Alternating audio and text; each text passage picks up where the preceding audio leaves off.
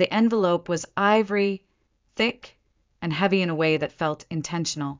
My name, Amara Lane, was scrawled in deep gold calligraphy on the front. No return address, no explanation. Just that.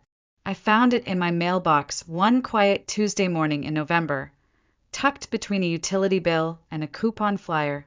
For a moment, I thought it might be from a client. Maybe a holiday card, maybe even something from Leia's school.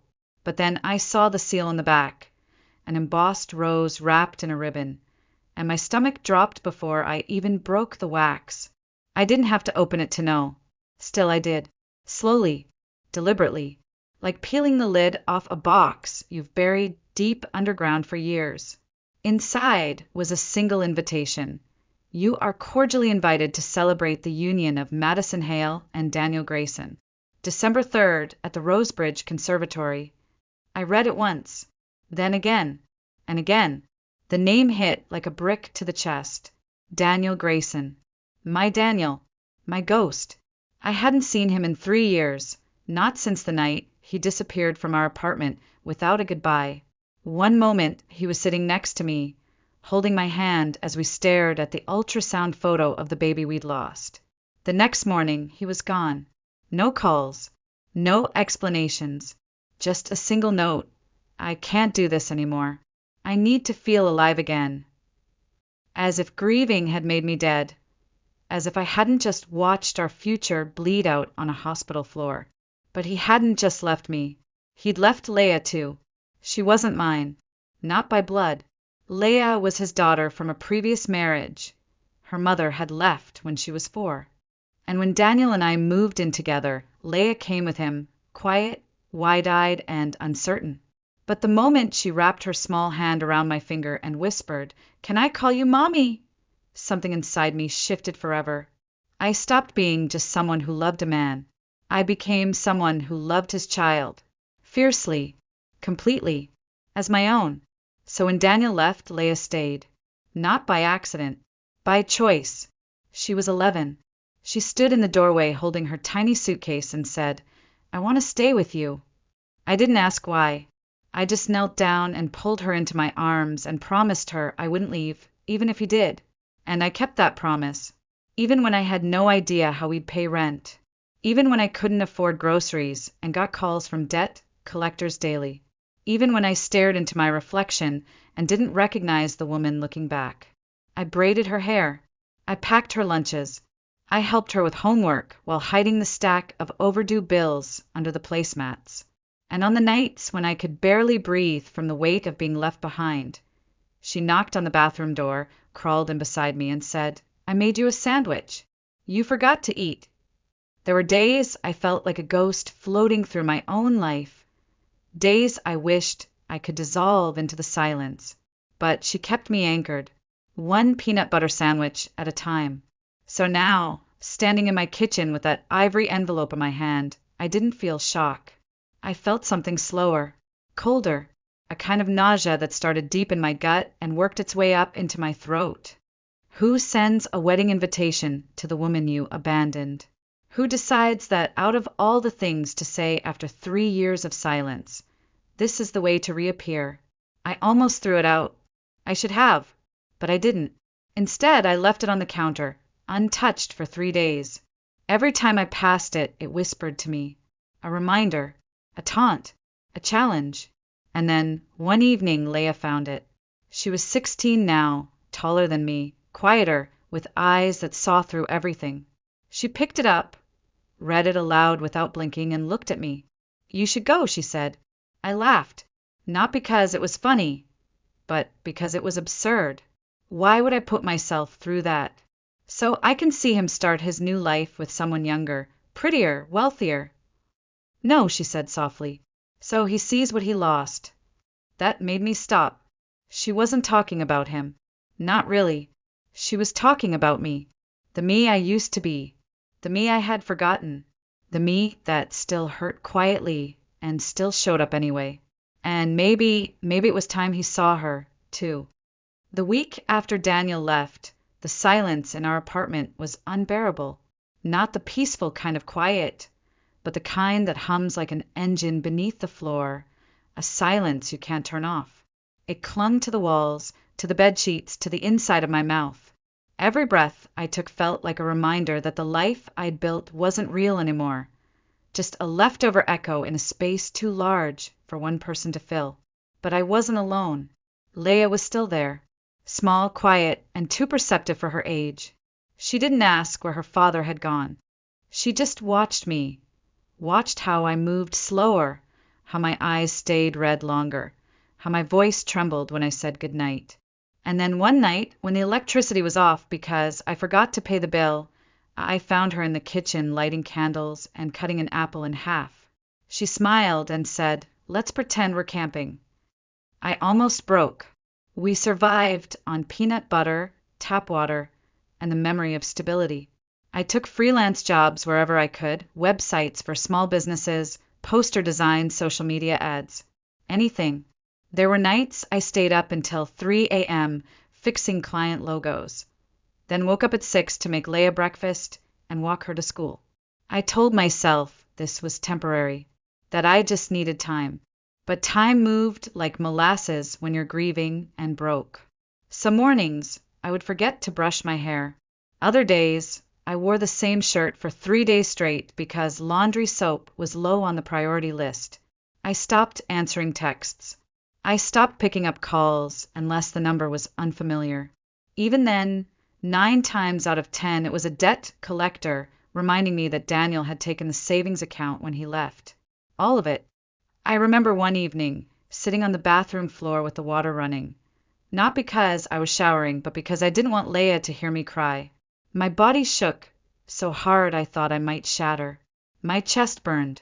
My arms were numb. The grief didn't come in sobs anymore. It came in waves of paralysis, like being underwater with no air in sight. Then a knock. Leia opened the door slowly, careful not to scare me. She was 10. Barely up to my ribs. She sat down beside me with a paper plate in her hands. On it was a peanut butter sandwich, cut in half. "You forgot to eat," she said, placing it gently in my lap. I don't know what broke me more, the kindness or the fact that she noticed. I pulled her into me and held her tighter than I ever had. In that moment, I realized she wasn't just surviving with me. She was holding me together. After that night, I started therapy. I found a counselor who specialized in grief and abandonment. The sessions were hard, ugly even, but I showed up, week after week. I stopped lying to myself about being okay. I told the truth, that I was angry, that I was tired, that I was ashamed of how broken I felt. And little by little, the weight started to lift, not all at once, but enough to breathe. I downsized. We moved into a smaller apartment near Leia's school. I painted the walls soft green, bought secondhand furniture, and taped her art to the fridge. I got a used car that stalled in the cold but ran well enough. I said yes to more clients.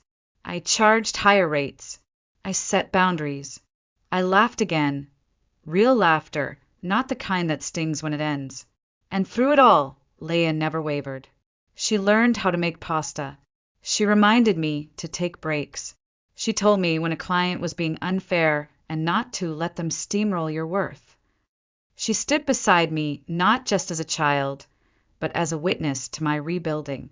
And in doing so, she helped rebuild me too. We didn't talk about Daniel much. Sometimes his name would slip out during a story, a memory, a mention of an old restaurant we used to go to, but mostly he faded, the way a person does when they choose absence over effort. The way silence becomes a language in itself. And yet, I kept the ultrasound photo, tucked deep inside my desk drawer, wrapped in an old scarf. I couldn't look at it, but I couldn't throw it away either. Because even if the future I imagined had been erased, some part of it still lived in the choices I made every day. We survived. We adapted. We grew. And then, one day, without warning, came the envelope, the golden letters, the wedding. And I realized this wasn't the end of the story. It was the middle. The envelope sat on the kitchen counter for a full week before I touched it again. Every time I walked past it, I felt a tightening in my chest, like my lungs were trying to close in on themselves. Some nights I'd catch myself just staring at it, wondering who had really sent it. Was it Madison? Daniel? Some petty friend of his who thought pain made for a good punchline? I never found out, but deep down I knew what it was. A message, not an invitation. A message to remind me that I'd been replaced, that he'd found happiness without me, that I was disposable. I told myself I wouldn't go, that I had nothing to prove, that I'd already healed, or at least healed enough. But the truth was, healing doesn't always come in silence. Sometimes it demands confrontation. Sometimes it asks you to sit in the fire without burning. I left the envelope untouched until one night, Leah came home from school and saw it still sitting there. She didn't say anything at first, just walked past, set her backpack down, and opened the fridge. But a few minutes later, as she stirred leftover soup on the stove, she finally asked, "Are you going?" I didn't answer. Not right away. I was wiping down the kitchen counter, pretending to be busy. To what? She didn't flinch. The wedding. My fingers tightened around the sponge. "It's not a wedding," I muttered. "It's a performance." "So," she said, ladling soup into 2 bowls, "that doesn't mean you shouldn't be there." I turned to her, surprised by the calm in her voice. Why would I want to see him marry someone else? After what he did, after everything. Leah set the bowls on the table and sat across from me. "Because it's not about him." I scoffed. "Then what is it about?" "It's about you," she said. "Showing up, taking up space, not hiding anymore." I stared at her, 16 years old, wise beyond anything I'd ever been at her age. She didn't blink, didn't smile. She just looked at me like she'd already decided something, and I was the one who needed to catch up. And maybe she was right. For 3 years, I'd been shrinking myself, quieting my grief, smiling just enough so people wouldn't ask questions. I'd learned how to survive in the cracks, but I'd forgotten how to stand tall in the light. Maybe this was my chance to do that, not for Daniel, not for Madison, not for revenge, but for the woman I used to be, the one who loved fearlessly, who braided a little girl's hair every morning while the world fell apart. "Okay," I said quietly. "I'll go." Leah nodded, as if she'd known I would. "I already picked out your dress." I blinked. "You what?" She grinned, the first real grin in days. "I borrowed it from Aunt Mel. Navy blue. Classy. Makes your eyes look sharp." I laughed.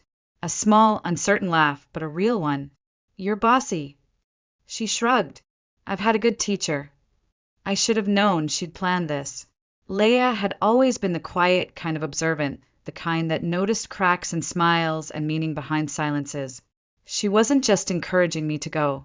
She was preparing me for it. Like she knew that this wasn't just a wedding. It was a reckoning. Uncle Malcolm, of course, agreed to drive us. He didn't ask many questions, he never did, but when I told him, his jaw tightened just slightly. "He's still a jackass then," he muttered. I didn't argue. The morning of the wedding, I stood in front of the mirror for nearly 20 minutes before putting on the dress. It was simple, but elegant, navy knee-length with sleeves that hugged just right. I hadn't worn heels in almost a year, but I slipped them on anyway. They made me feel taller, grounded, like I could face anything, even if I trembled the whole time. In the hallway, Leah wore her catering uniform. Black slacks, crisp white shirt, hair tied back. She looked like a professional, but when she saw me, her face softened. "You look strong."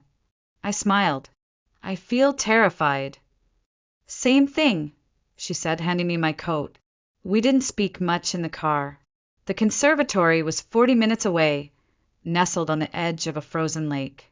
As we pulled up, the glass roof shimmered under the pale winter sun. Everything looked perfect. Too perfect. Like a fairy tale, desperately trying to convince itself it was real. I stepped out slowly, heels clicking on the stone driveway. Uncle Malcolm gave my shoulder a firm squeeze. "You're doing great," he said before heading off to park. Leah gave me a look that said everything, "Don't flinch." And I didn't. Not even when I saw Daniel through the window, laughing beside a woman with golden hair and a dress that sparkled like it belonged in a bridal magazine. Not even when every part of me whispered to turn around, because for the first time in a long time, I wasn't here for him. I was here for me. The Rosebridge Conservatory looked like something out of a magazine.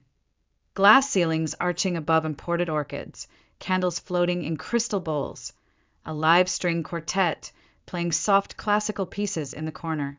The kind of place built to impress or to distract. I walked slowly through the lobby, each step sinking a little deeper into plush carpet as the murmurs of guests swirled around me. People in designer suits and glittering heels, laughter that sounded just a bit too bright, and that polished, practiced hospitality that comes when people are trying too hard to look like they belong. I saw Daniel before he saw me. He stood near the bar, wearing a tailored black tuxedo and his signature smirk, the one he always wore when he was charming a crowd. That smirk used to be magnetic. Now it felt like an act I'd already seen too many times, one I'd stopped applauding long ago. Then I saw her, Madison Hale. White silk hugged her frame like she'd been poured into it. Her hair was spun gold, cascading in perfect waves over her shoulders. She was laughing, loudly, too loudly, at something someone had said, clutching Daniel's arm like a trophy. Every movement felt rehearsed. Every smile too sharp, too white. She looked like she belonged in a bridal catalog, or maybe just on stage. Leia had already vanished into the catering prep area. She hadn't said much on the way in, just gave me a wink and disappeared through the staff entrance like she belonged there. She'd insisted it was just a job, but I knew her better.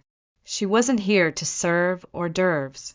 She was here to protect me in the quiet, fierce way she always had. Uncle Malcolm was seated near the back, just where we agreed. When he saw me enter, he gave a small nod. That was all I needed. A silent, grounding presence that said, "You're doing fine, even if it feels like hell." I slipped into the chair beside him and folded my hands tightly in my lap. My fingers wouldn't stop moving. I stared at the chandelier, the floral centerpieces, the embroidered tablecloths. Anything but the altar. But eventually I had to look. The ceremony began. The music swelled. The guests rose. And then Madison walked down the aisle like she owned the air itself. She beamed at Daniel with such theatrical devotion that it made my stomach twist. He didn't flinch. He didn't stumble. He recited his vows like he was reading from a teleprompter. Smooth, rehearsed, sterile. I didn't cry. I didn't blink. I just bit the inside of my cheek hard enough to taste blood, because for all the years I spent picking up the pieces of his life, I wasn't even a footnote in this one. The applause was loud. The kiss was dramatic. The photographers snapped a dozen shots in rapid succession. I felt like I was watching someone else's movie, the kind you already know the ending to, but you can't look away. Then came the reception. Waiters flowed like choreography. Champagne flutes clinked. Laughter echoed across the marble floors. I sipped water. Quiet. Still. Trying to make my body small enough to disappear. Leia passed by once, carrying a tray of bruschetta. Our eyes met. She didn't smile. She winked. That was enough. Then came the toasts. The best man went first, talking about Daniel's resilience, his loyalty, his sense of humor. I almost laughed. Almost. The maid of honor followed, gushing about Madison's heart, her kindness, her unwavering grace. And then Madison herself stood up, holding her glass high, and everything changed. "I want to say something," she said, her voice sparkling like her earrings. When I met Daniel, he was healing. He'd been through something painful. Someone had hurt him, damaged him, left him with scars. But I saw the real him, the man he could be if he was loved right. People chuckled softly. A few nodded. I felt my hands go cold. "He was broken when I found him," she continued, a smile tugging at her lips. "But I saved him. I healed him. And now he's finally whole." It was subtle, just a shift in the air. But I felt it. like the moment before a storm breaks, like the hush before lightning splits the sky. Every part of me was screaming, stand up, say something, throw your glass. But I didn't move, because the moment wasn't mine. It was hers. From the corner of my eye, I saw it, movement near the kitchen. One of the waitresses had stopped walking. Her jaw was tight, her fists clenched, and then she stepped forward toward the center of the room. Slowly, like she was walking through water. Leia. She removed her cap, held it in one hand, and raised her voice loud enough to slice through every clink of crystal and polished laugh in the room. "I'm his daughter," she said, "and I have something to say." Every sound in the ballroom stopped. Forks froze midair. Laughter turned into stunned silence. People turned in their seats, necks craning toward the young girl in the black apron and white button-up shirt now standing alone beside the dance floor. Leia's hands were steady, but her chest rose and fell like she was pulling breath from somewhere deeper than her lungs. Her curls had loosened from the bun she pinned that morning. Her eyes, sharp, brown, unflinching, were locked on the bride. "I'm his daughter," she said again, louder this time. "From before you. From before he pretended we didn't exist." Madison's smile didn't fall. It shattered. I watched it break apart across her face like thin porcelain. Her mouth opened, but no words came out. Just silence. Pure, sharp silence. Daniel turned in his chair. Slow, mechanical. His face was pale, slack. He looked at Leia like a stranger had walked in wearing his past. "She's not just the woman you mocked," Leia said, voice cracking slightly. "She's the woman who raised me." A gasp rippled through the room. Someone near the front covered their mouth. A waiter froze, tray hovering in midair. "I was 11 when he left," Leia continued. "He didn't just leave her. He left me. No calls, no letters, no goodbye. Just gone." She turned to the crowd. "But you all cheered when she called her broken, when she said she saved him. Like none of you stopped to ask what that meant." Her eyes locked onto Madison. "Did you ever ask him about me? About the kid he left behind? Or did you just like the version of the story where he was the victim?" Madison blinked rapidly, her lips parting, but still no words. "I watched her cry in the bathroom at night, so I wouldn't see," Leia said, her voice rising. "I watched her skip meals to buy me shoes. I watched her rebuild both our lives from nothing while he pretended we didn't exist." Daniel stood up. "Leia, not here." "Oh," she said, sharp and bitter. "Now you remember my name?" He took a step toward her, but she didn't back down. "When I sent birthday cards, they came back unopened. When I emailed you, I got no reply. Not even a block. Just ignored." She pointed toward me. "And now you let someone stand in front of a room and call her trash." He looked at me, and for the first time in years, I saw something crack. Not just guilt, not just fear, but recognition of what he'd done, of who he'd left. I didn't feel vindicated. I didn't feel victorious. I felt free. "She didn't break you," Leia said, turning back toward the room. "You broke yourself, and then you buried us." The silence was thunderous. Madison finally found her voice.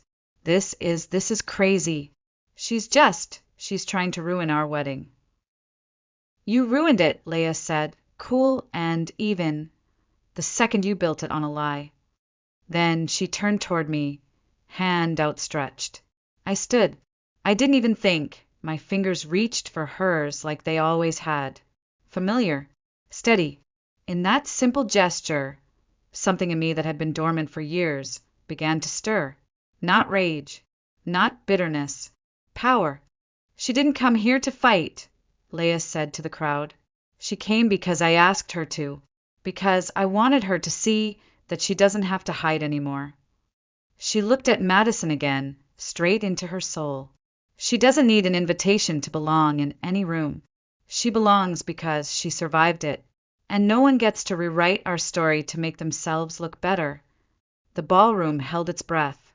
Madison clutched her champagne glass with trembling fingers. Blinking like a camera flash had gone off in her eyes. And then, in a voice that barely held itself together, she said, "This is my wedding. You can't just hijack it." Leia tilted her head. "Then maybe next time, don't marry a man with ghosts you refuse to see." We turned, and the crowd parted. No one stopped us. No one dared. Behind me, I heard Daniel's voice once more, quiet, desperate. "Leia," but she didn't turn. She just held my hand tighter and walked on, leaving the weight of every lie behind her. We hadn't made it halfway down the corridor when a voice snapped behind us, sharp, high-pitched, and cracking under its own weight. "Wait!" We stopped. It was Madison. She came stumbling out of the ballroom like someone chasing a dropped lie, her dress swishing around her legs like tangled netting. Her perfect curls bounced with each uneven step, but the perfection ended there. Her face, once luminous and polished, was now smeared with mascara and blotchy from heat. Her hands trembled as she pointed at us. "You can't just do that," she said, breathless. "You can't just hijack my wedding and humiliate us." Leia turned first. "Calm. Steady. Us." Madison blinked. "You could have handled this privately." "No," I said, stepping forward before Leia could. My voice wasn't loud. It didn't need to be. "You could have handled it privately. But instead, you stood in a room full of strangers and called me broken, as if I was a cautionary tale you'd triumphed over." She looked at me like I'd slapped her. "I didn't know," she said, weaker now. "I didn't know he had a daughter." "Did you ask?" Leia's voice was like glass, thin, sharp, and unshakable. "Or did you just like the version where you were the savior?" Madison opened her mouth. Nothing came out. Then Daniel appeared behind her. His tie was undone, his jacket unbuttoned. He looked different, not composed, not confident, just exposed. The mask had fallen, and underneath was a man who had run too far and finally ran out of road. "Leia," he said again, this time softer, "I never meant for this to happen." She turned to him slowly, her shoulders squared, chin high. "Which part?" she asked. "Me being born? You abandoning me? Or standing there while someone else tried to erase everything I am?" He flinched. "I thought I was protecting you." "By disappearing," she snapped. "You didn't protect me. You erased me." Then he looked at me. For the first time since we'd arrived, his eyes finally found mine. I was broken, Amara," he said quietly. "You know I was." I didn't deny it. "I was too," I said. "But I didn't leave." The air changed between us. The tension didn't spike, it settled. The truth had been laid down so simply, so cleanly, that it didn't need decoration. There was no argument left to make, no way to spin it. He ran. I stayed. "I can't take it back," he whispered. "No," I replied, "you can't." Then Leia spoke again, but this time her voice softened. "You know what I used to tell myself," she said, stepping closer. "That maybe something happened to you. That maybe you died. Because it was easier to imagine you were gone than to believe you were alive and just didn't care." Daniel's face crumpled. His mouth opened, closed. He looked down at his shoes, the floor, the trail of his choices. But what came next none of us expected. Leia stepped closer again.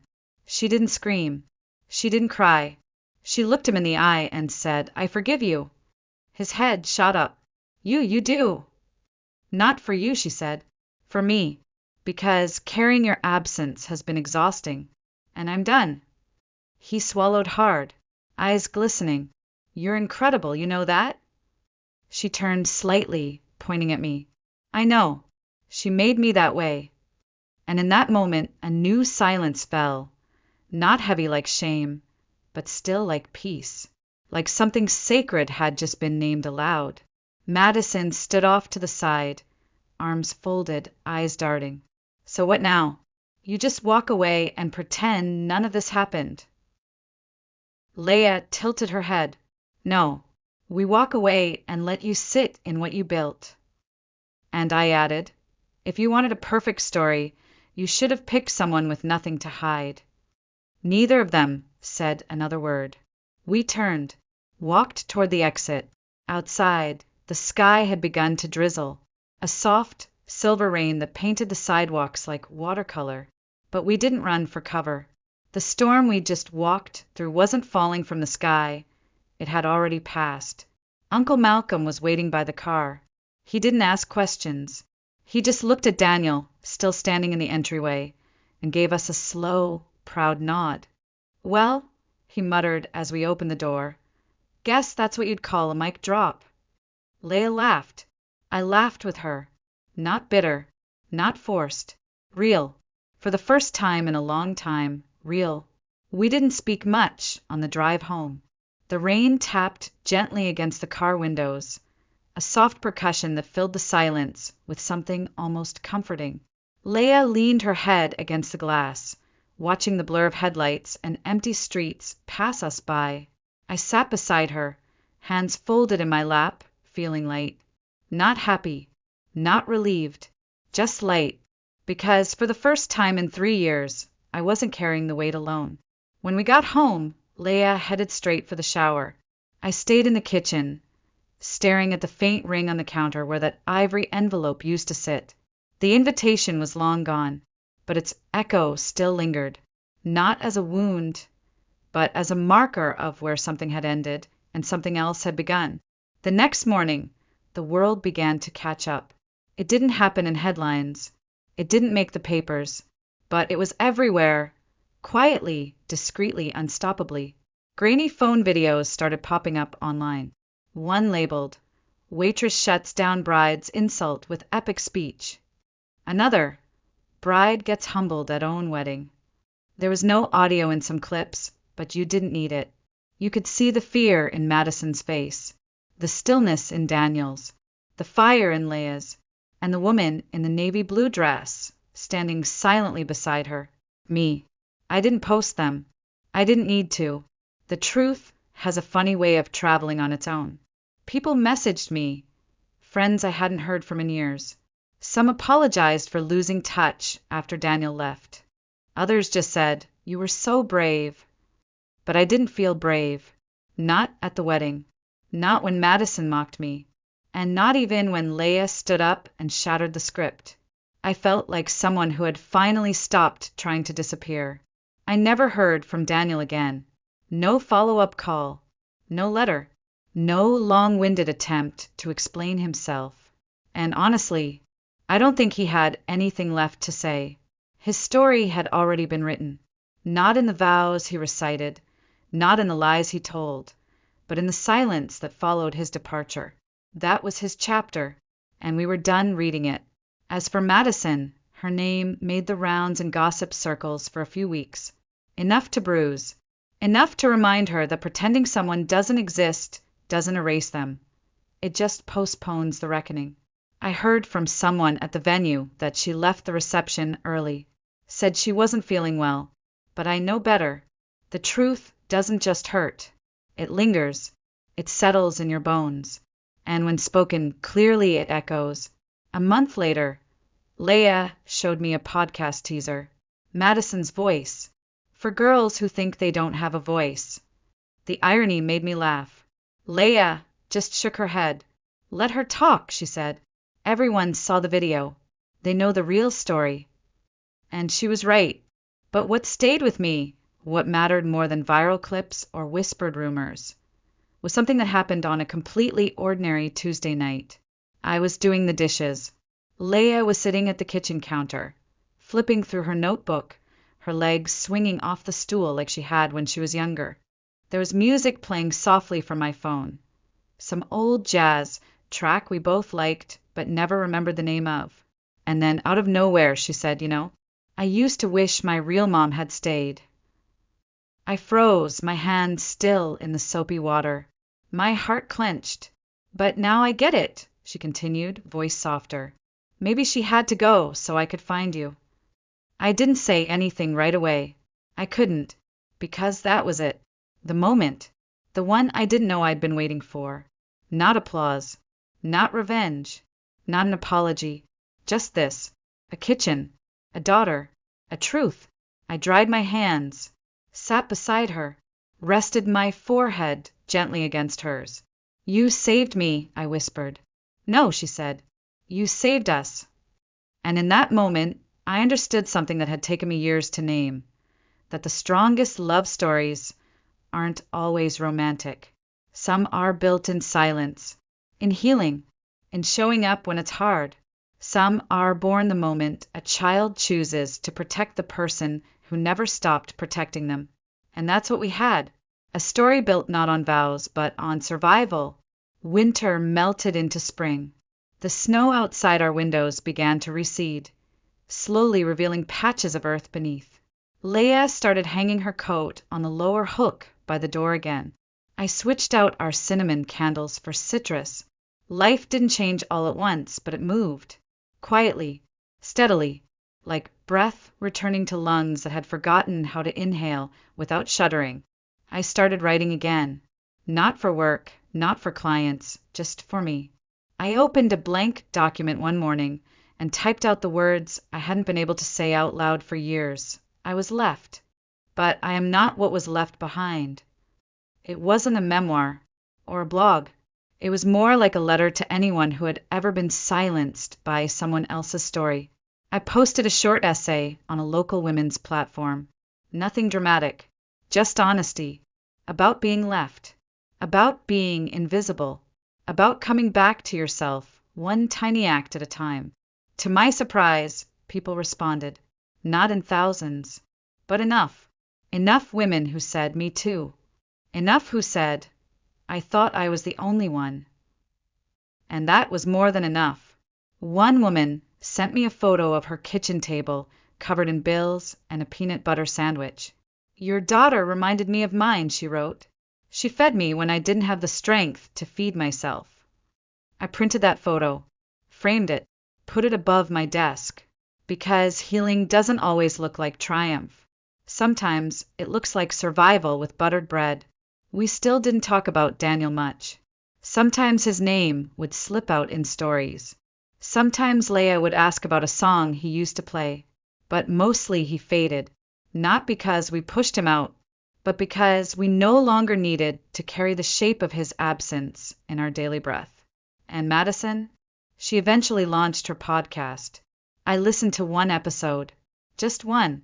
She talked about reclaiming narratives and choosing joy. I didn't feel anger. I didn't roll my eyes. I just closed the app. Some people need to perform closure. Others just live it.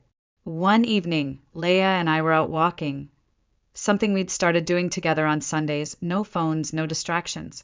She was talking about college applications, about maybe majoring in psychology. I asked why, and she said, I think I want to help people feel seen, like you did for me. I stopped, turned to her. You make me proud every day, I said. She smiled without looking at me.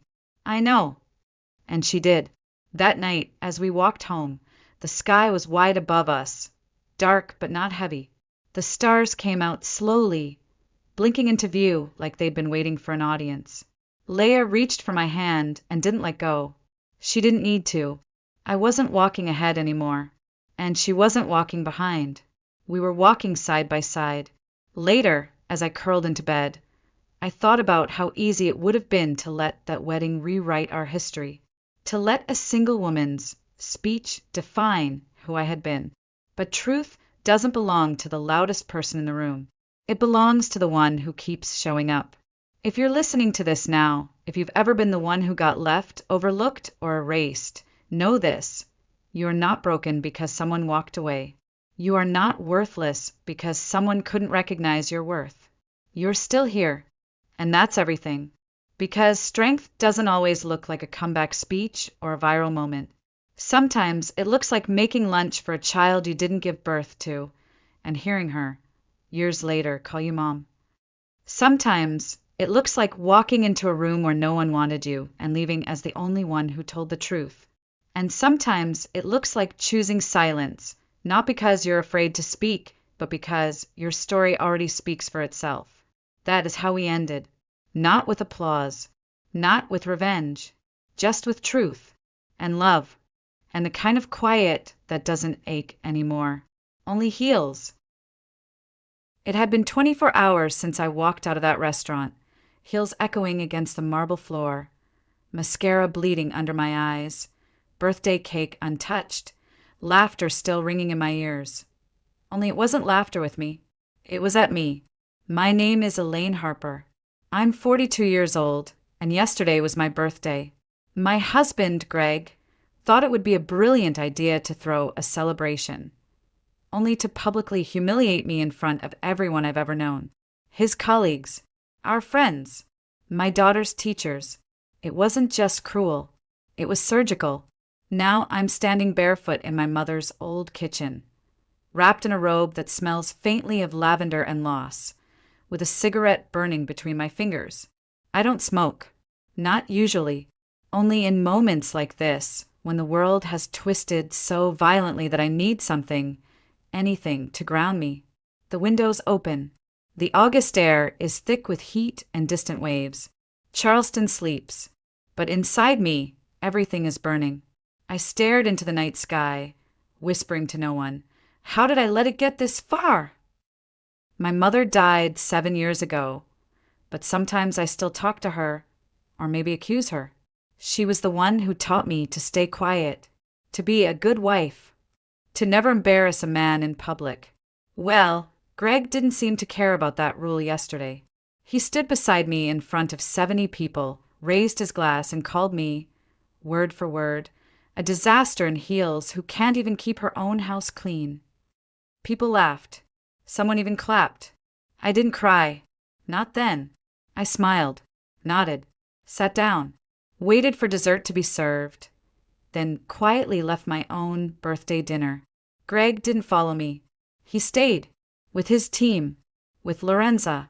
Ah, yes, Lorenza, the dancer he claimed was just entertainment. Blonde, flexible, 26, and very comfortable in her own skin. She performed for the crowd like she belonged on that stage.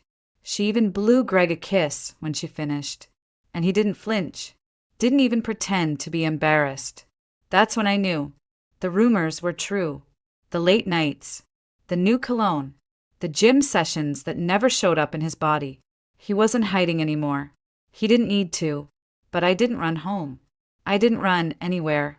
I drove to my mother's apartment, unlocked the door, stepped inside, and collapsed on the couch I hadn't sat on in years. The silence was thick, the kind of silence that only exists in a place where memory outweighs presence. Her ghost was here, and maybe in a strange way that made it the only place I could breathe. The cigarette burned down to the filter. I didn't even notice until it scorched my finger. God, Elaine, what are you doing? I wanted to scream. I wanted to smash every wine glass in that old cabinet, but instead, I stood there like a statue, numb, but aware of every drop of pain pooling inside me. I kept thinking he did this. Greg humiliated me, in front of everyone. For what? For show? For control? For Lorenza? And then another voice whispered. Or because someone told him something. Something he believes about you. I shook the thought away. Nonsense. Greg might be cruel, but he wasn't stupid. He knew me, or at least I thought he did. But something had shifted in him recently. Something poisonous. Like he was trying to punish me for something I hadn't done, or something I had. I poured myself a glass of water and stared at my reflection in the microwave door. My face looked older than I remembered. Tired. Hollow. But there was something else there, too. A flicker. A sharpness. Something I hadn't seen in a long time. It wasn't just grief. It wasn't just shame. It was resolve. Because that night, in the wreckage of everything Greg tried to shatter, I remembered something I had buried for years. Something he couldn't take from me. A truth bigger than his cruelty. And his name was Noah. Greg wasn't always this way. There was a time, maybe long ago, maybe imagined, when he held my hand just because. When he used to leave notes in my lunch or bring home tulips after a hard week. We got married young, but not recklessly. He was charming, ambitious, and for a while I convinced myself I was lucky. I was Elaine, the woman behind the man. The quiet strength he introduced at networking events. The one who kept his shirts pressed and our daughter's field trip form signed. The one who smiled through dinners and didn't ask questions when he came home, late, smelling of bourbon and something floral. That's the problem with being dependable. People stop seeing you as human. You become a function, not a person. Greg loved control, not with fists, but with words, with silence, with carefully timed indifference. He never yelled. He didn't have to. A well-placed sigh, a pointed glance at a dust-speckled shelf, a joke at my expense in front of his colleagues. That's how he chipped away at me, day by day, year by year, until I stopped recognizing my own voice. But I stayed. For Rachel mostly. Our daughter. She's in college now, smart, kind, everything I ever hoped she'd be. I didn't want her to grow up in a broken home. So instead, I let the home break me. Still, I tried. I hosted the dinners, sent the Christmas cards, laughed when I needed to, bit my tongue when I didn't. And when Greg flirted too openly with waitresses or commented on how other women take care of themselves, I just looked away. That's what good wives do, right? They endure. They don't make scenes. But I wonder, when did enduring turn into erasure? Because last night wasn't an isolated moment.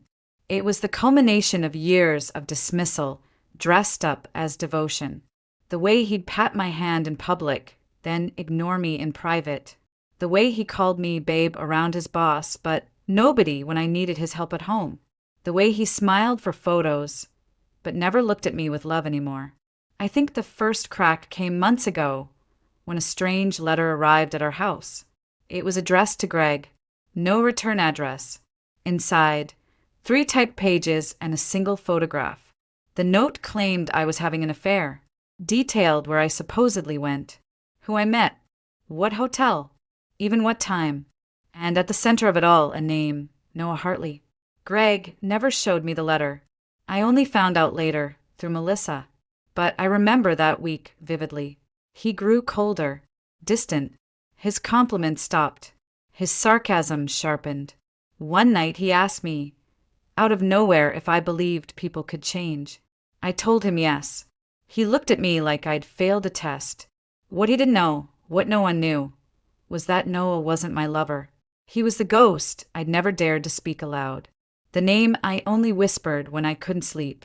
The face I imagined every birthday, every Mother's Day, every time I saw a boy with sandy hair and kind eyes.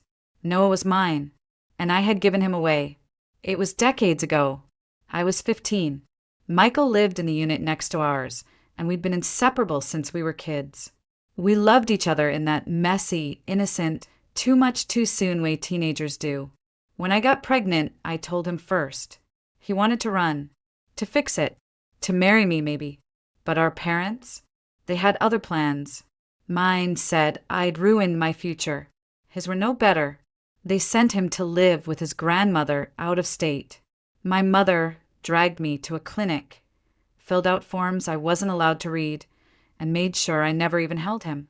I still remember the hospital walls. Pale green, sterile. They wheeled him away before I could even see his face. They told me it was for the best, but I never believed that. That's why when Greg accused me, silently, cruelly, of betraying him, something inside me snapped. Not in anger, not in guilt, but in recognition, because the name he saw in that letter, Noah, wasn't a fabrication. He existed, and suddenly I had a terrible, aching suspicion that the past I had buried was about to claw its way into the light. The next morning, I didn't wake up, I surfaced, like someone who had been underwater too long and didn't realize they were drowning. My back ached from sleeping on that stiff old couch. My throat was dry, but my mind was crystal sharp. One name kept circling in my skull, like a siren, Noah. I hadn't spoken that name out loud in years. I made coffee without really thinking about it. The same way I used to when Rachel was in high school and I had 30 minutes to pack her lunch, sign permission slips, and iron Greg's shirt before the sun even came up. Some habits stay, even after everything else falls apart. I sat at the kitchen table with the chipped corner, the one my mother always meant to fix. I stared at my phone. I had no missed calls from Greg. No texts. Nothing. Not even a "where are you?" He didn't care, and that truth didn't sting like it should have. It felt clarifying, freeing almost. But just as I took my first sip of bitter coffee, there was a knock at the door. Not loud, not aggressive, just patient. I stood up slowly. My heart ticked faster with every step toward the door. I wasn't expecting anyone. Melissa was at work. Rachel was on campus. No deliveries scheduled. I pressed my eye to the peephole and froze. A young man stood there, mid-20s, tall, athletic build, light brown hair tousled in a way that didn't look intentional. He held something in his hand, a small, worn envelope. I didn't recognize him, and yet something in my gut twisted with a sharp, quiet recognition. I opened the door just a crack. "Yes?" I asked, more guarded than curious. The young man cleared his throat. "Are you Elaine Harper?" I nodded slowly. "Who's asking?" "My name is Noah. Noah Hartley. I think I'm your son." The world tilted. For a moment, I forgot how to breathe. My knees buckled. The floor rushed up too fast. And then darkness. When I came to, I was lying on the couch, the same one I had collapsed into the night before. A glass of water sat on the coffee table, and someone was kneeling beside me. Noah. He looked worried, hands gentle, eyes wide, like he was afraid to breathe too loudly. I tried to sit up, and he helped me without speaking. "I'm sorry," he said softly. "I didn't mean to scare you. I shouldn't have come without warning." I stared at him, really stared this time, and it hit me the way his jaw angled when he clenched it, the slight crease above his brow, the shape of his mouth. "Michael." He looked just like Michael. How did you find me?" I whispered. "I've been looking for years," he said, voice steady. "Your name was redacted in the files, but I had clues. A nurse who remembered. A woman named Rose Hartley. She worked at the children's home I grew up in. She's the one who raised me." I blinked. "Hartley." She gave me her name, but I always knew I wasn't hers. She told me about the day I came to the home. How young the mother was. How scared. She never judged you. Neither did I. My throat tightened. I wanted to speak, but no words would come. My hand moved on its own, reaching out to touch his cheek. "You're real," I whispered. "You're really here." He nodded. We sat there in silence, our lives hanging in the air between us like dust in a sunbeam. "I didn't come to disrupt your life," he said after a while. "I just needed to see you. Once. That's all. If you never want to hear from me again, I'll leave." "No," I said too quickly. My voice cracked. "No. Don't go." I didn't know what I was feeling. Shock, joy, guilt, terror. But I knew this moment would change everything. And I wasn't ready to let it go. Not yet. Melissa arrived 2 hours later with a bottle of rose and that look on her face, the one she used to wear whenever she thought I was about to make a terrible decision. Back in college, it was usually about men. Now apparently it was still about men and one boy who wasn't a boy anymore. "I'm sorry," I told her as she stepped inside, still in her work heels. "I needed someone to tell me I'm not going insane." She raised an eyebrow. "I thought you were going to say you needed wine. But sure, I can do both." We sat at the kitchen table while Noah, my son, waited in the living room. I hadn't told Melissa everything yet. Just enough to make her drop her meetings and drive across town without questions. "So let me get this straight," she said, unscrewing the bottle with one hand and pouring into 2 mismatched mugs. "A man shows up at your door this morning, says he's your long-lost child from when you were 15, and you faint." "Yes." "And then let him in." I hesitated. "Yes." She shook her head. Elaine, you watch Dateline. You know how these things end. I know how this ended, I said, voice quiet. I saw his face, Mel. He looks exactly like Michael. That stopped her. She sipped, slower now. Michael, you haven't said his name in years. I haven't allowed myself to. Melissa looked down into her mug, then back at me. Okay, let's say it's possible, but you need proof, not just resemblance, not just stories. I nodded. I'm thinking of doing a DNA test. At a private lab. Quiet, no legal mess. And if it's true? I looked past her, toward the living room where Noah was thumbing through the books on my shelf, not touching anything. Then I'll have to face everything I buried. Melissa reached across the table, her fingers wrapping around mine. I'll go with you. It wasn't until later that night, after Noah left with a promise to call the next morning, that I let myself cry. Not the polite kind of crying. Not the type where you dab the corners of your eyes and sniffle into a tissue. This was full-body grief, a tidal wave of every missed birthday. Every year I had imagined him somewhere in the world, and now he was here, 27 years old, standing in my house, and I didn't know how to be his mother. The next day, we drove to Federal Hill Medical Lab. Melissa insisted on staying close, her presence grounding me like a hand pressed against the center of my back. Noah met us there, holding a bouquet of white tulips. I hadn't told him they were my favorite. He just knew. The nurse called our names, and suddenly we were in a small room that smelled like antiseptic and nervous hope. Who are we testing for a familial relationship? The technician asked, pulling on gloves. I swallowed. Mother and son, I said. Noah sat beside me, calm. I tried to steady my hands, but they trembled slightly as the cotton swab touched the inside of my cheek. It was over in seconds, but my heart was still racing when the nurse said the results would be ready in 5 business days. 5 days. 5 days to imagine every possible outcome. On the way back, Noah asked if I wanted him to stay close. Maybe meet again in a week. No, I said, then caught myself. I want to, but I need time. Space to think. I understand, he said. Take what you need. But as he walked away, I felt that strange tearing again. Like I'd just sent something precious back into the dark. And this time I might never get it back. Greg called 3 days later. Not because he missed me. Not because he regretted anything. But because, apparently, Rachel had asked why I hadn't come home. And he hated looking like the bad guy. He opened with his usual sharpness. So, how long are you planning to keep playing victim?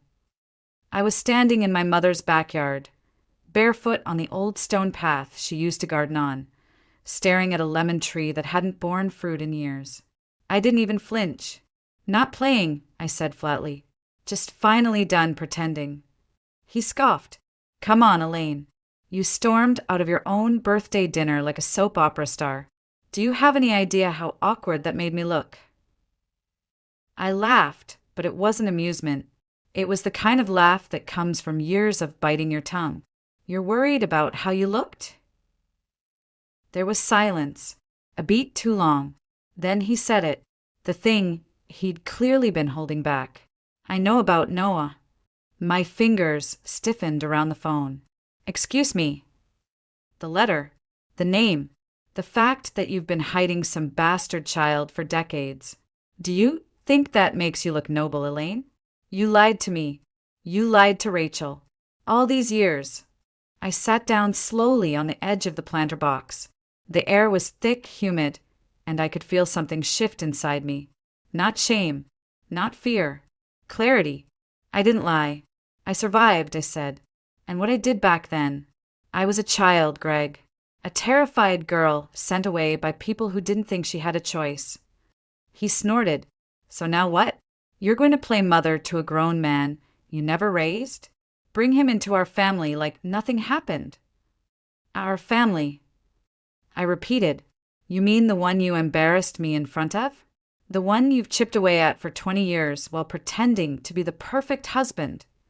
He didn't respond, so I continued. Here's the thing, Greg. I don't owe you an explanation. Not anymore.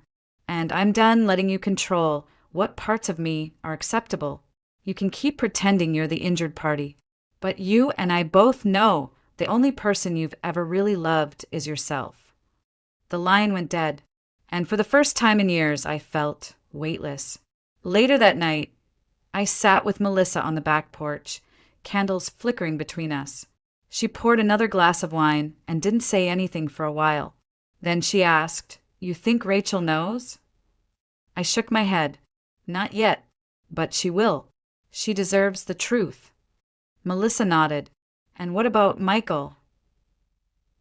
That name, after all these years, it still struck like a match against my ribs. I don't know, I said quietly. I thought he was gone. I assumed he'd moved on, forgotten me. But now Noah's here, and there's no way he raised himself. The next morning, the call came. It was the lab. I held the phone like it might shatter. "Ms. Harper? We're calling to confirm the results of your familial relationship test with Mr. Noah Hartley. Based on the DNA samples provided, the probability of maternity is greater than 99.99%. I closed my eyes. Tears slipped down my cheeks.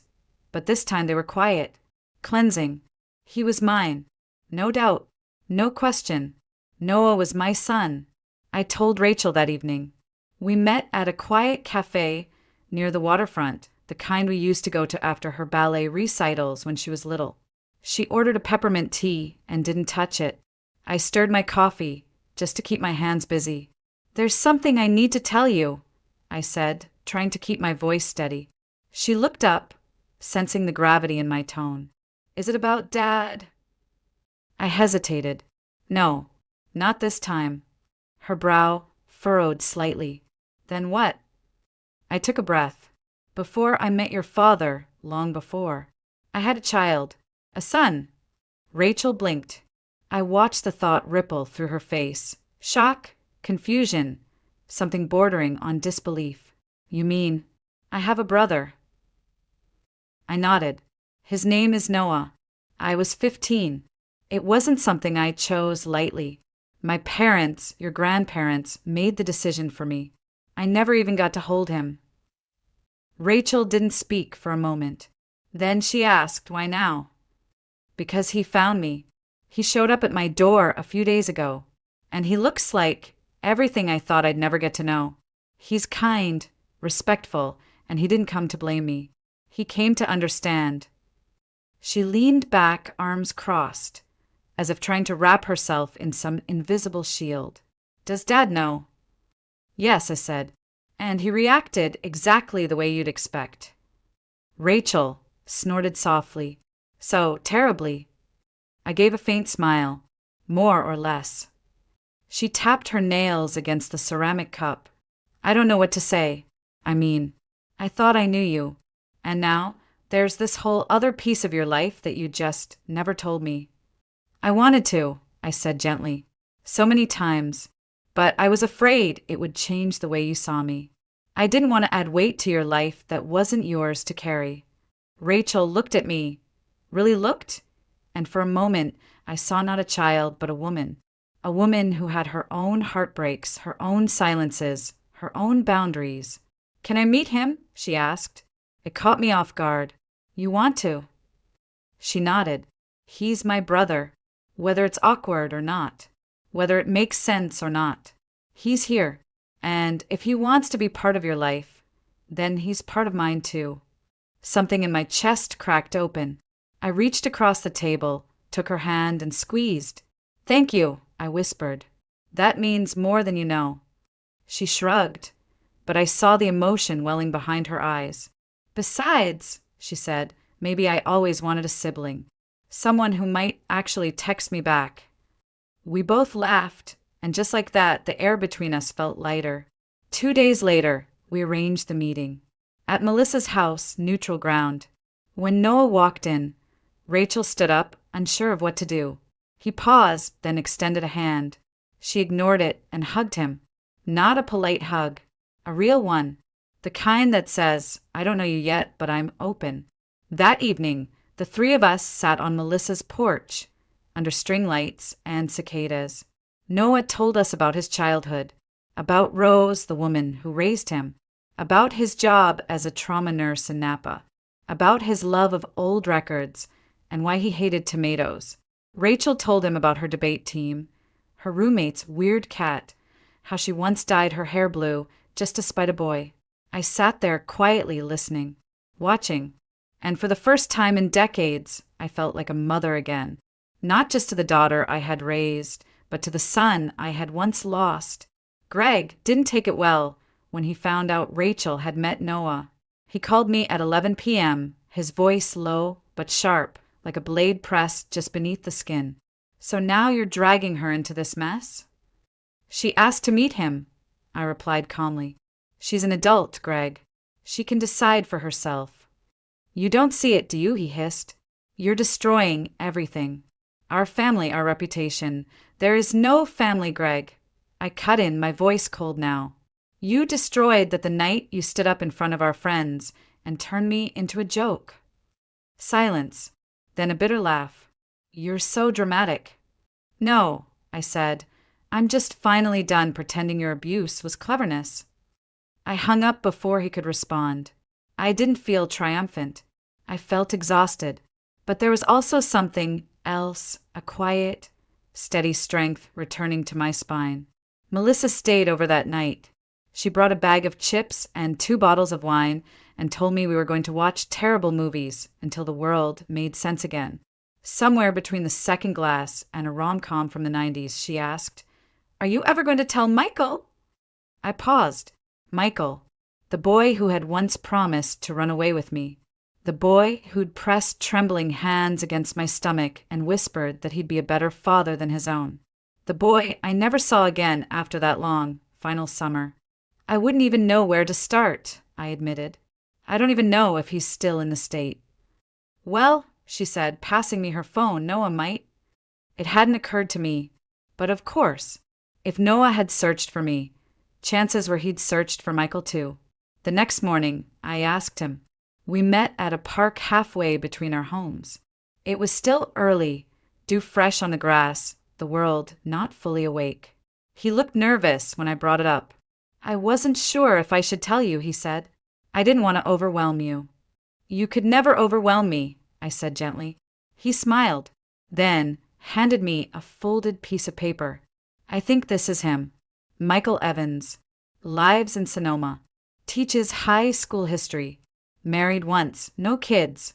Divorced 3 years ago." I traced the name with my finger. It didn't feel real. It felt like touching a memory that somehow survived all these years. "Do you want to reach out?" Noah asked. "I don't know," I whispered, "but I think I have to." That night, I sat down at my desk, pulled out a clean sheet of paper, and began writing the hardest letter of my life. "Dear Michael, you probably never expected to hear from me again. It took 3 drafts, for tries to seal the envelope, 2 days to actually drop it in the mailbox, and then waiting. A week passed, then 2. No answer. Part of me accepted it. Maybe he didn't want to reopen old wounds. Maybe his life was peaceful now, and I was just a ghost from a painful chapter. But then, on a quiet Thursday morning, my phone rang. Unknown number. I answered. "Elaine," the voice asked. I hadn't heard it in almost 3 decades, but I knew it immediately. "Michael." His voice hadn't changed. It was a little older, a little heavier, but underneath it was still him. The same boy who once carved our initials into the old sycamore tree behind the school gym. The same voice that used to whisper promises in the dark when the world felt like it was pressing down on both of us. "I almost didn't call," he admitted after a long pause. "I read your letter a dozen times before I believed it was real." "I almost didn't send it," I whispered. "But then I thought you deserved to know." There was silence on the line, but it wasn't heavy. It was full of breath and memory. "I thought about you for years, Elaine. Every birthday, every summer. I used to wonder if you'd ever forgiven me." I sat down slowly, the phone cradled to my ear like it was holding more than sound, like it was holding a lifetime. "There was nothing to forgive," I said. "We were children. We didn't have a say. He exhaled sharply. And Noah? He found me. A few weeks ago. He's amazing, Michael. You'd be proud. I already am, he said, and I heard his voice catch. We spoke for over an hour. About our lives, our scars, the paths that curved so far from where we started. He told me about his divorce, about the years he spent wondering if something was missing from his life and not knowing what, about how he'd always imagined me on the West Coast somewhere, building a life far from everything we knew. When we finally hung up, I sat in the stillness of the room, tears running down my cheeks, but this time not from grief. It was release. The next few days passed in a blur. Rachel asked if she could meet Michael. Melissa nearly screamed when I told her he'd agreed to visit. And Noah, well, he was quiet, thoughtful. He didn't say much, but I could tell it meant something to him, that he'd brought two broken pieces back together. On Sunday, we met at a small inn in Glen Ellen, tucked between vineyards and wild lavender.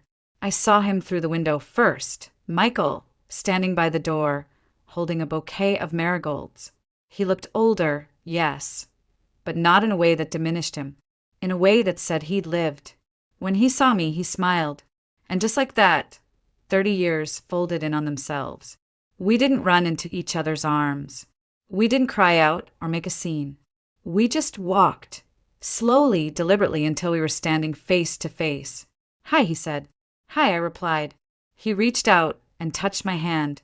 Not a grab, just a brush, as if to ask, is this real? I nodded. Then Noah stepped out from behind me. Michael turned to him. For a long moment, neither of them spoke.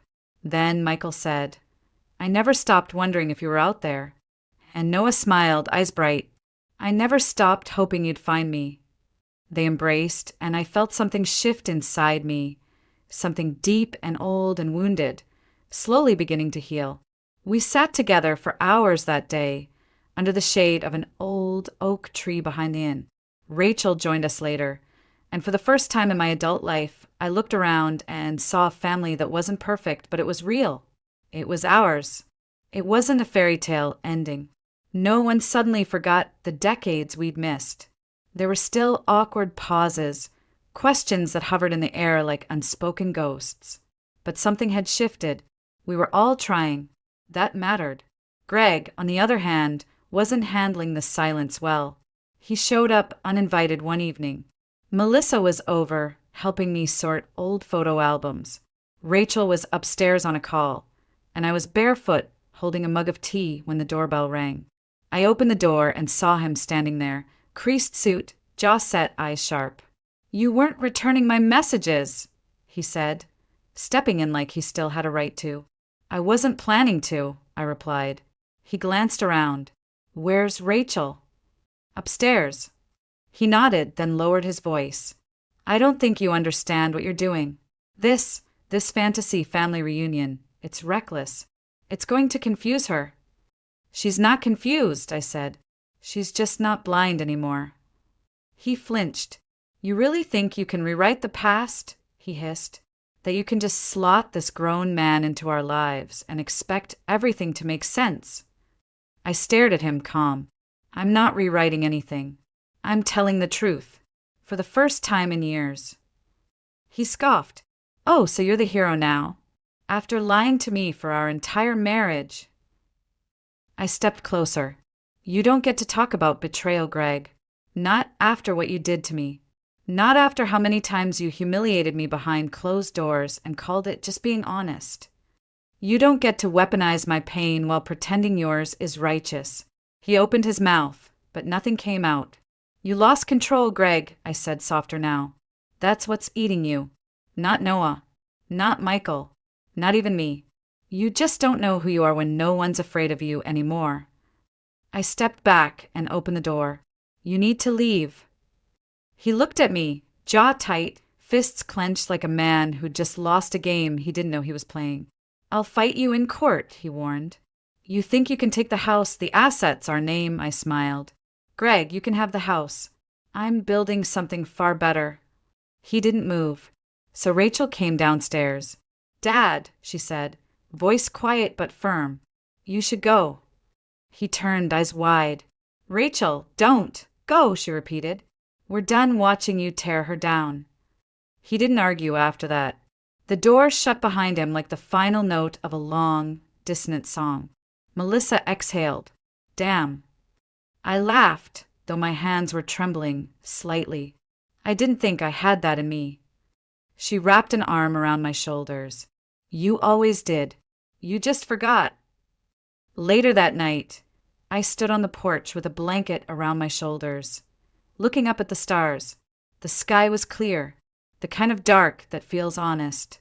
I thought about everything that had led me here, the mistakes, the losses, the silence, and now the light peeking through all that wreckage. I wasn't whole yet, but I was healing, and for the first time in a very long time, I wasn't alone. 6 months later, everything looked different. The house was no longer Greg's. I sold it, quietly and cleanly without fanfare. I didn't even pack everything, just the things that mattered. A few books, some old photographs, Rachel's childhood drawings. The rest I left behind like shed skin. Rachel chose to move with me, not because she had to, because she wanted to. We found a small craftsman-style home near the coast, close to where the salt air hits your skin before you even see the water. Melissa helped decorate. Noah installed the porch swing himself. Michael sent a box of vintage history books with a note tucked inside that simply said, "For when you're ready to start again." He didn't rush me. He never did. But he came to visit, and when he saw me holding our son's hand at a farmer's market in Charleston, sunlight catching in both their hair, I saw the ache in his eyes soften, turn into something gentler, something steady. There was no grand reconciliation, no wedding redo, just dinners, long walks, shared silences. Slowly, a rhythm began to return. Rachel thrived. She started teaching part-time at a local college, mentoring young women in communications. She said she wanted to help them find their voice before it took them decades, like it did me. Noah visited often, sometimes with Rose, his adoptive mother, now a part of my story in ways I never imagined. She was kind, gracious, and full of warmth. She called me Elaine at first, then one day said, "I see why he came looking for you." And I cried in the middle of a grocery aisle. One day, I stood on the porch watching the sun sink into the ocean, and Rachel joined me, a glass of lemonade in her hand. "You're different now," she said. "How so?" I asked. She tilted her head. "You laugh more, but you also cry easier, and you don't apologize for either." I smiled. That's what healing looks like. We were quiet a moment. Then she asked, "Do you regret it? Keeping Noah a secret?" I thought about it, about all the years of silence, the pain, the shame, the unanswered questions. "I regret the fear," I said, "but not the love. Never the love." She nodded. "That's fair." The wind picked up, soft and warm, brushing against our skin like a promise. A week later, I received a letter, handwritten, no return address, just a single line, "You were never alone. You just didn't know how many people were waiting for you to come back to yourself." I didn't need to know who sent it. I felt it, because they were right. For years, I thought my story ended the day I gave birth behind closed doors, then walked away empty. But it turns out that was only the beginning. Sometimes the deepest scars aren't the ones left by others, but the ones we carry in silence, out of fear, out of shame, out of love. But silence doesn't protect us. It only buries the truth deeper. And the truth always finds its way back. What I've learned is this. Forgiveness isn't about forgetting what hurt you. It's about freeing yourself from who you were when it did. You are allowed to begin again, no matter how late, no matter how broken.